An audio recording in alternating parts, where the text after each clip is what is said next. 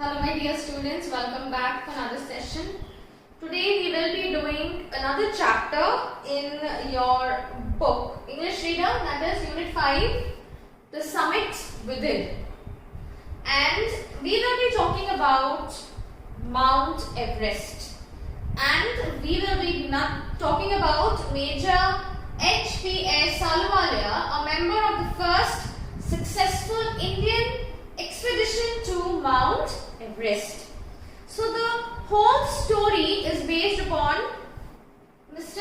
Ahluwalia and how he successfully completed his expedition, about how much willpower he had, how much positive attitude he had, how much endurance he had to climb Mount Everest in such difficult situation, how he was able to conquer it, how he was able to summit it. And that is what we are going to study in this story. So let's start with this. Before we read, Major H.P.S. Ahluwalia was a member of the first successful Indian expedition to Mount Everest in 1965. How did he feel when he stood on the highest point in the world? Let us hear his story in his words. Climbing the summit and then the more difficult task of climbing the summit within. Now when we talk about within, that means what all was going on in his mind, in himself. All of the emotions which surged through me as I stood on the summit of Everest. That means when he stood there after such a lot of trouble, the difficult weather condition, the endurance, the patience, all he had, and when he stood there, when he was standing there and with a lot of emotion, everything was like it all came. Looking over miles of panorama below us. The view, panorama, you all know what is it's a wide view. The dominant one, I think, was humility. The physical in me seemed to say, thank God it's all over. Yes, because it was in such a difficult condition. And finally, when he reached there. However, instead of being jubilant, that means very happy because of the success he got, there was a tinge of sadness. Tinge means a little bit of sadness. Was it because I had already done the ultimate in climbing and there would be nothing higher to climb and all roads hereafter would lean down? Yes, because why he was a bit sad? Because he had conquered the world's highest peak. That means the highest of everything. There is nothing more than that. So everything, that means every road, every mountain was nothing in front of Mount Everest. So that's why he was a bit sad. There is nothing more adventure left to do. By climbing the summit of Everest, you are overwhelmed by a deep sense of joy and thankfulness. It is a joy which lasts a lifetime. The experiences change you completely. The man who has been to the mountains is never the same again. That's very true, because the difficulty he faced when he climbed, the hardship that he had when he was climbing the Mount Everest, he totally changed. Maybe his perspective totally changed regarding life. And there was a lot of joy when he climbed, and there was a thankfulness that he was totally safe and sound when he reached Mount Everest. So that was the thankfulness, and the joy was, that means after such a lot of hardship, he was able to climb. And the man who has been to the mountains is never the same again. Yes, because the beauty of the mountains it's mesmerizing. It's so captivating that if you had gone to the mountains, like when you go in summer holidays to the hill stations are where? In the mountains. You love the scenic beauty, the mountains, the snow, the greenery, the quietness, everything is so soothing. So that is why if somebody has gone to the mountains, he would never want to come back again. As I look back at life after climbing Everest, I cannot help remarking about the other summit, the summit of the mind. No less formidable and no easier to climb.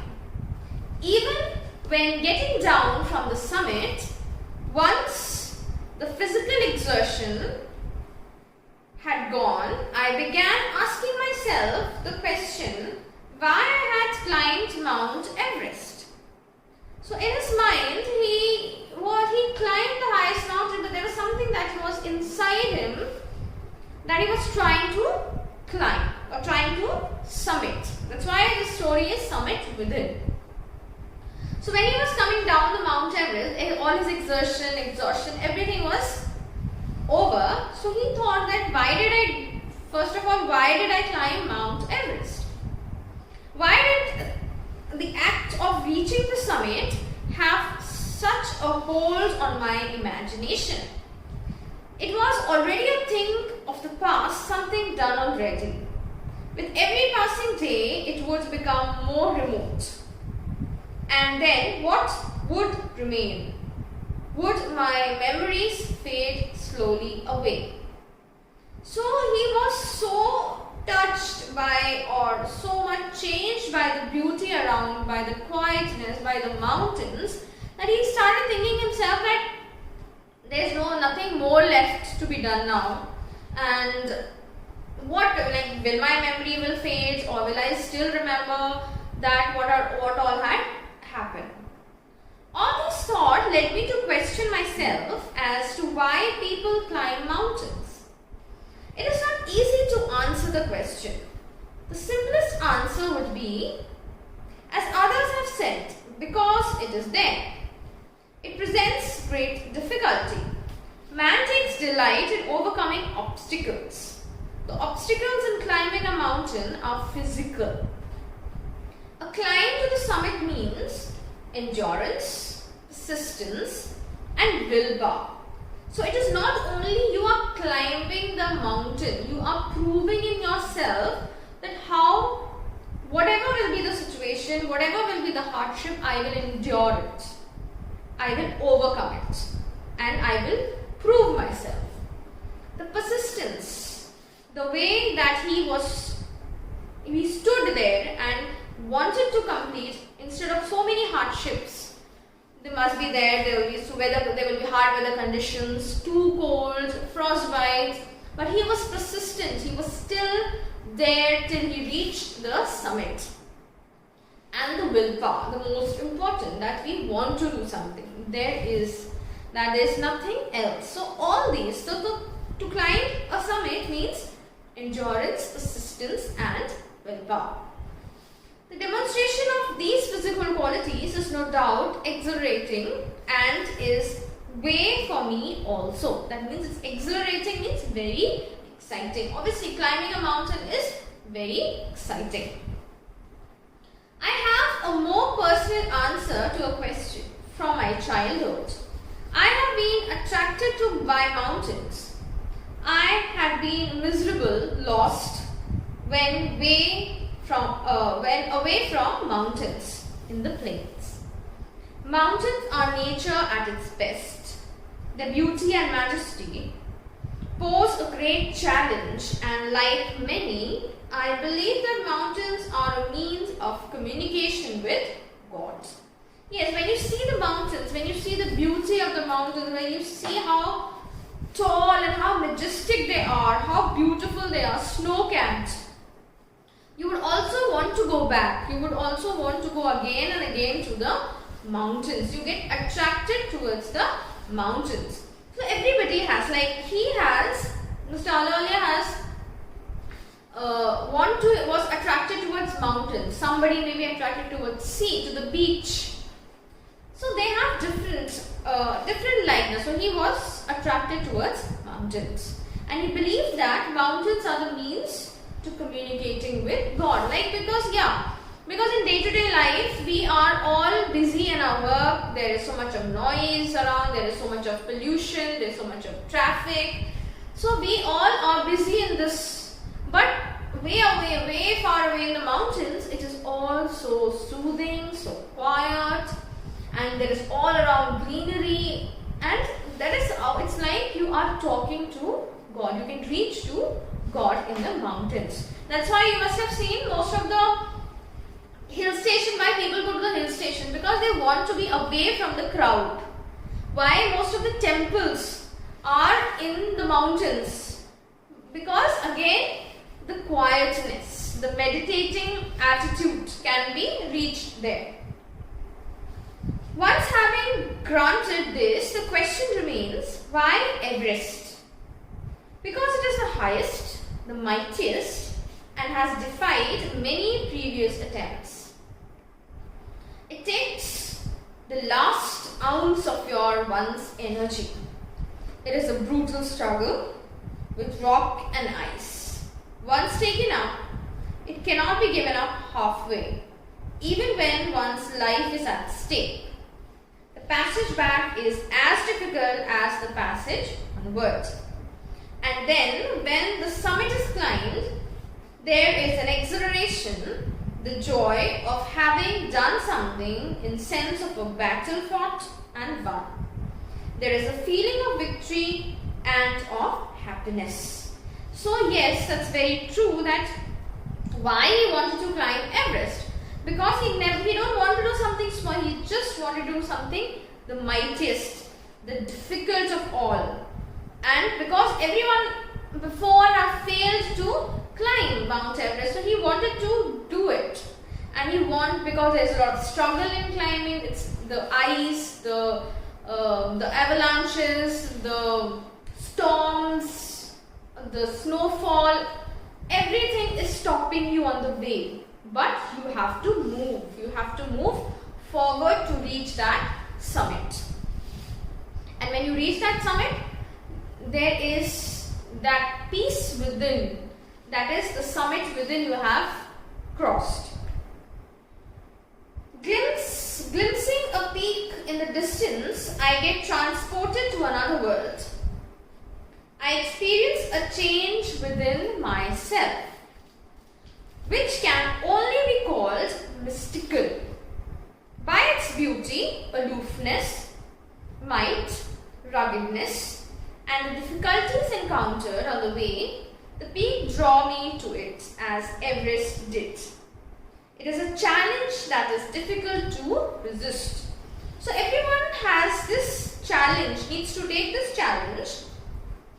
And he wanted to experience, he experienced a change within himself. Yes, because after going such a lot of hardship, the rugged, the terrain, the mighty mountains, the aloofness, being alone, and there's only quietness all over, the difficulty he encountered by climbing the Everest, everything has changed him, not from outside but from within. So we saw how he became totally a changed man when he summited Mount Everest. He was totally a changed man. So the change was not only that he climbed the highest mountain peak, but there was a change inside him. Looking back, I find that I have not yet fully explained why I climbed Everest. It is like answering a question, why you breathe. So previously we have seen that he had many things like why I climbed Mount Everest, what is so good in that, why people do it. So he was not able to get a correct answer. So it is like answering a question, why you breathe. Why do you help your neighbor, or why do you want to do good acts? There is no final answer or possible. And then there is the fact that Everest is not just a physical climb. The man who has been to the mountain top become conscious in a special manner of his own smallness in this large universe. Yes, that means when you see the mountain, when you go to the mountains, when you go to the hill station, you see the majestic mountains. And when you see the mountains, you feel that you are very small in front of the majestic thing. So it is not only telling that mountains are big and you are small, it is telling that God has created such great things in this universe, and in that greatness we are just very small.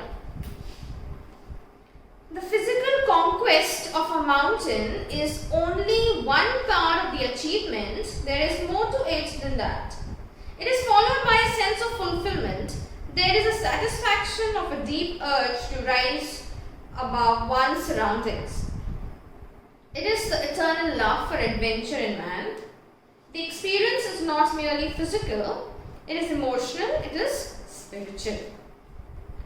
Consider a typical climb towards the summit on the last heights. You are sharing a rope with another climber. You firm in. He cuts the step in the hard ice, then he belays and you inch your way up. The climb is grim. You strain every nerve as you take every step. Famous climbers have left records of the help given by others. They have also recorded how they needed just that help, else they might have given up. Breathing is difficult. You curse yourself for having let yourself in this.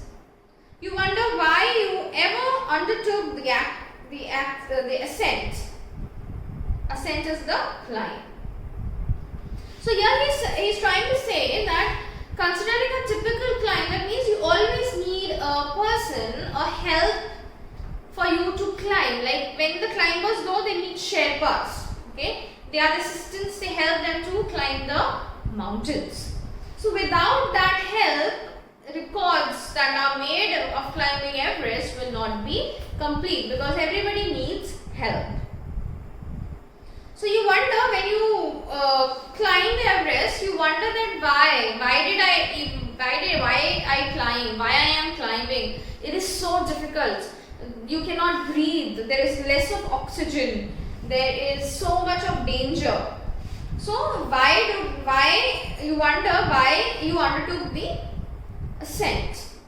Why did you climb? There are moments when you feel like going back. It would be sure relief to go down instead of up. But almost at once you snap out that mood.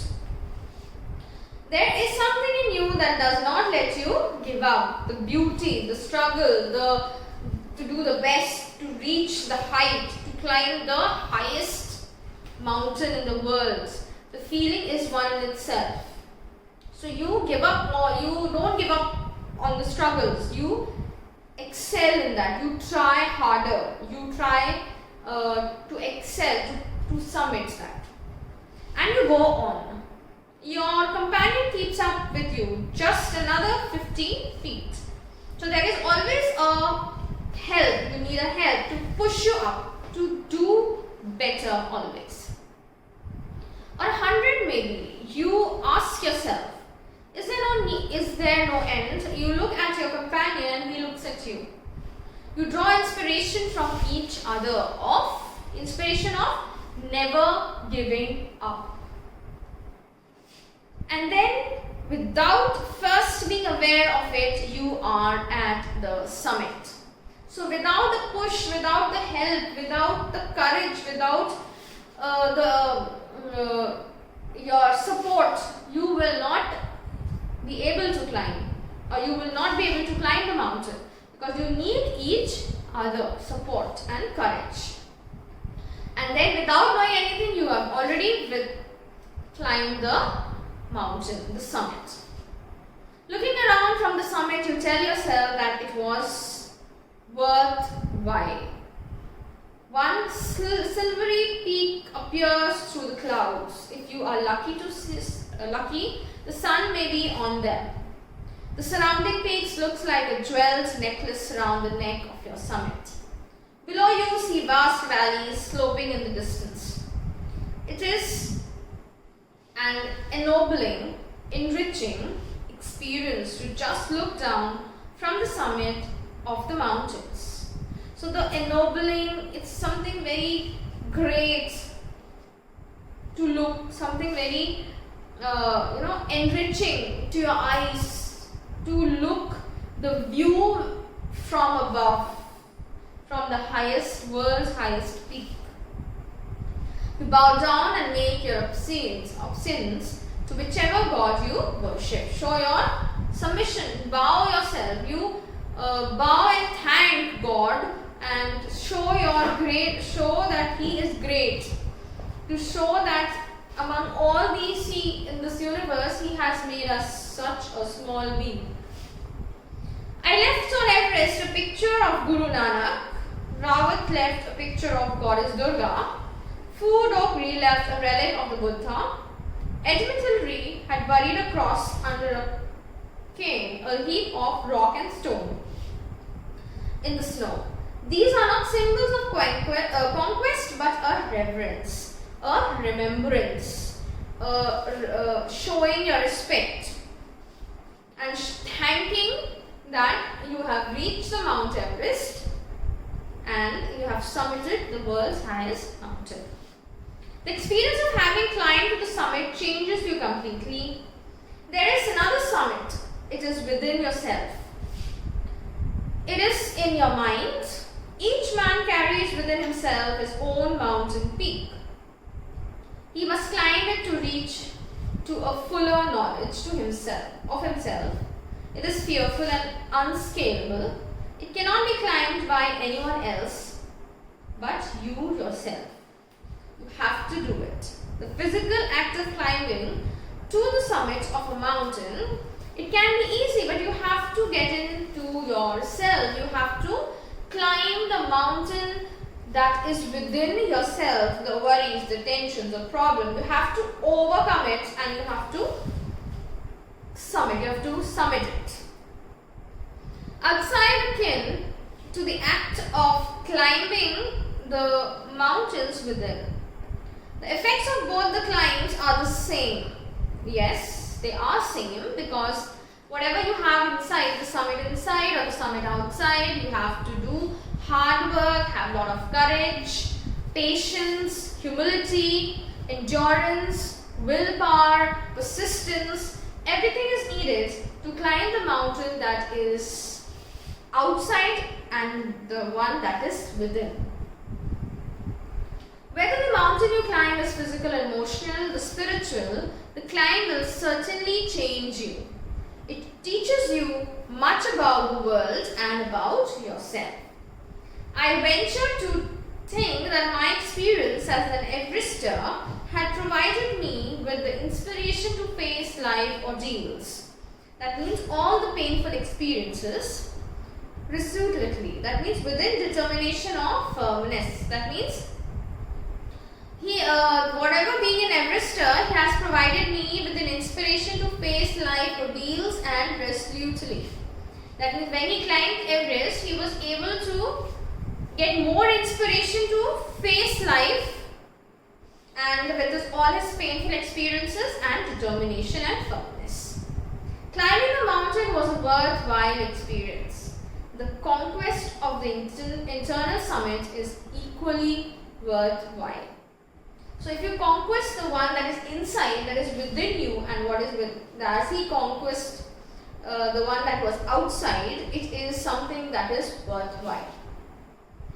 The internal summits are perhaps higher than Everest. Yes, very true. It can be more difficult, more challenging, but you have to go on till you overcome all the summits, till you overcome all the difficulties on the path that will reach to your summit that is inside you. So obviously it will be, the internal summits are more tougher, making you more endure, persistence, with a lot of willpower. You will be able to climb up the summits that are within you, and it will be more difficult than the Everest. I hope you have understood the chapter. Read the chapter well and find the answers. Thank you.